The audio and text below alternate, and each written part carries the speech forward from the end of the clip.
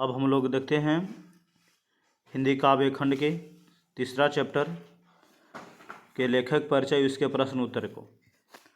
तो जो तीसरा चैप्टर है जिसका नाम है वो अति सिधो अस्नेह कुमारक है, अमो अंशवाहिनी ले वर्षों। इसमें कवि घनानंद एक नर्तकी के प्रेम में पड़ करके एक कविता की रचना किए हैं और उससे जब धोखा खाते हैं तो उन्हीं के आधार पर एक काल्पनिक कविता को लिखते हैं। तो इसका जो लेखक हैं वो हैं घनानंद। पूछा जाता है कि अति सुधो स्नेह कुमारक हैं या मोह अंशवाहिनी ले वर्षों। इसके जो लेखक कौन हैं? घनानंद।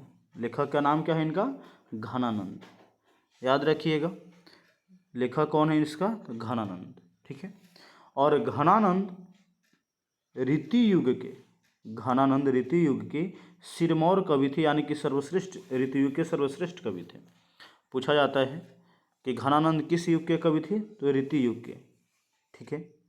और घनानंद का जो जन्म है 1689 ईस्वी के आसपास हुआ था। घनानंद का जन्म कब हुआ था? 1689 ईस्वी के आसपास हुआ था। इसके बाद जो घनानंद मुगल बादशाह मोहम्मद शाह रंगीले के यहाँ मीर मुंशी का कार्य करते थे। घनानंद किस पद पर थे? मीर मुंशी के पद पर। किसके यहाँ कार्य करते थे? मोहम्मद शाह रंगीले के यहाँ। ये बहुत बेहतर है सब सारी चीज़ों जो ऑब्जेक्टिव है, जिसे हमने बहुत ही आसान भाषा में लिखने का प्रयास किया है। चलिए इसके बाद हम लोग ऑब्जेक्टिव और बनाते हैं। पहले ही हम बता दिए कि जो घनानंद है क्यों किस से प्रेम करते थे? तो सुजान नामक नर्तकी से। नाम क्या था नर्तकी का? तो सुजान नाम था। पूछा जाता है, बहुत बार पूछा चुका है कि बताइए जो घनानंद है किससे प्रेम करते थे? तो सुजान नामक नर्तकी से ये प्रेम करते थे। और उसके जब प्रेम में धोखा खाएं तो उन्होंने एक काव्य की रचना किया और घनानंद को प्रेम के पीर कवि के नाम से जाना जाता है। कहा जाता है कि बताइए प्रेम के पीर कवि के नाम से किस कवि को जाना जाता है? तो बताइएगा घनानंद। और जब दिल्ली के साथ साथ जब नादिर शाह के सैनिकों ने जब वृंदावन पर भी आक्रमण किया तो नादिर शाह के सैनिकों ने घनानंद से पूछा कि बताओ सोना सोना सोना कहाँ है? तो इन्होंने उसके जो हाथ में मिट्टी उठा कर रख दिया कि ये लो सोना सोना। तो इन्होंने नादिर शाह के सैनिकों ने इस घनानंद को सन 1739 ईस्वी में मार डाला। पूछा जाता है कि घनानंद का मृत्यु किसने किया? तो नादिर शाह के सैनिकों ने। कितना ईस्वी में? तो 1739 ईस्वी में किया। इसके बाद घनानंद ब्रज भाषा और परिष्कृत भाषा दोनों लिखते थे। घनानंद की भाषा कैसी थी? तो परिष्कृत और ब्रज भाषा थी। चलिए उसके बाद नेक्स्ट जो ऑब्जेक्टिव बनता है हमें, वो कहता है घनानंद सवैया और घनाक्षरी में प्रसिद्ध थे। घनानंद किसमें प्रसिद्ध थे? तो सवैया और घनाक्षरी में घनानंद प्रसिद्ध थे। चलिए इनके जो कुछ कविताएं हैं या रचनाएं उनको देख लीजिएगा। घनानंद की जो रचना है वो सुजान सागर किसकी रचना है? बताइएगा घनानंद। विरह लीला किनकी रचना है? बताइएगा घनानंद। रसकेली बल्ली किसका रचना है? बताइएगा घनानंद।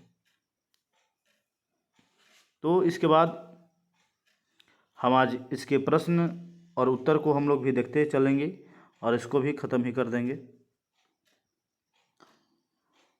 तो ये जो कविता है अति सुधो अस्नेह कुमारक है, इसका जो पहला प्रश्न है, कवि प्रेम मार्ग को अति सुधो क्यों कहता है? इस मार्ग की विशेषता क्या है?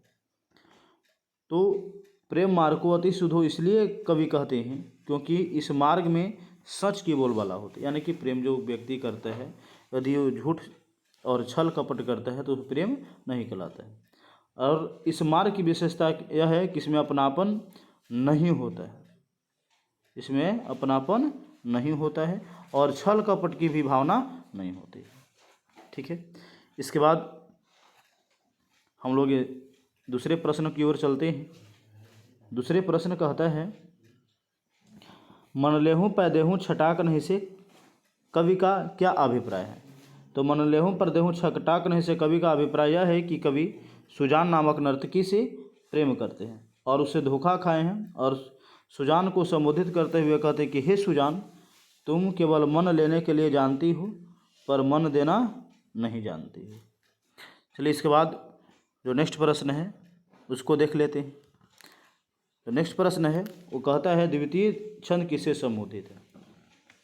तो जो द्वितीय छंद है वो कवि बादल को संबोधित किए हैं और उस कहते हैं कि हे बादल, तुम परहित के लिए देह धारण किए हो और तुम में बरसने की कला है, इसलिए तुम मेरे आंसुओं को सुजान के आंगन में बरसा दो। बताइए, सुजान के आंगन में क्या बरसाने की बात करते हैं। तो घनानंद अपने आंसुओं को कहाँ बरसाने की बात करते हैं, सुजान के आंगन में, ताकि सुजान समझे कि घनानंद आज भी मेरे बिना रो रहा है। ठीक है। चलिए इसके बाद जो चौथे प्रश्न है उसको हम लोग देख लेते हैं। चौथा प्रश्न है, परहित के लिए देह धारण कौन करता है, स्पष्ट कीजिए। तो परहित के लिए देह धारण ऊपर ही क्वेश्चन में है, कौन करता है, बादल करता है। पूछा जाता है परहित के लिए देह धारण कौन करता है, बादल। और ये जब बादल बरसता है तो धरती हरी भरी हो जाती है और यहाँ के जो लोग हैं स्वच्छ हो जाते हैं। ठीक है। चलिए इसके बाद इसकी जो पांचवा प्रश्न है वो कहता है क्या, कवि कहाँ अपने आंसुओं को पहुँचाना चाहता है और क्यों। तो कवि अपने आंसुओं को सुजान के आंगन में पहुँचाना चाहता है क्योंकि सुजान इसको धोखा दे दिए हैं घनानंद को, और जब ये अपने आंसुओं को सुजान के आंगन में बरसाएंगे तो घनानंद सोच रहे हैं कि घनानंद मेरे बिना आज भी रो रहा है और मेरे बिना नहीं जी सकते हैं। अर्थात कहते हैं कि हे बादल, मेरे आंसुओं को सुजान के आंगन में बरसा दो, ताकि सुजान समझे कि आज भी घनानंद मेरे बिना रो रहा है और मेरे बिना नहीं जी सकता है और वह पुनः मेरे ज़िंदगी में आ जाए। तो इसके साथ ही ये जो जितने भी प्रश्न थे वो समाप्त हुए। अब इसके क्या है, व्याख्या है। जो व्याख्या है कहता है यहाँ एक है तो दूसरे आकर नहीं। तो चलिए इसकी व्याख्या देख लेते हैं क्या है। तो हम पिछले भी व्याख्या में बताए हैं कि जब भी व्याख्या करना है तो सबसे पहले क्या करते हैं कि उसके पहले देखते हैं कहाँ से लिया गया है। तो जो प्रस्तुत पंक्ति हमारे पाठ्य पुस्तक गोदली भाग 2 घनानंद द्वारा रचित कविता अति सुधो स्नेह कुमारक से लिया गया है। कवि सुजान को कहते हैं कि हे सुजान, तुम्हारे सिवा मेरे ज़िंदगी में कोई और नहीं है। ठीक है। और इसके जो दूसरा है व्याख्या, और दूसरा कहता है, कछु मेरियो पीर हियो परसो, यानी कि कुछ मेरे भी दर्द हैं उसको भी आप संभालिए, उसको भी आप दूर कीजिए। तो प्रस्तुत पंक्ति हमारे पाठ्य पुस्तक गोदली भाग 2 घनानंद द्वारा रचित कविता मो अंशवाहिनी ले वर्षों से लिया गया है।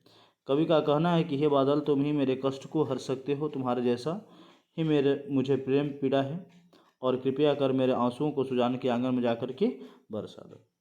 चलिए इसके बाद जो हम लोग का अगला चैप्टर है उसको हम लोग देख लेते हैं, और इसमें से जो भी ऑब्जेक्टिव ये था इसको क्लियर कर लीजिएगा, क्योंकि बहुत इम्पोर्टेंट है।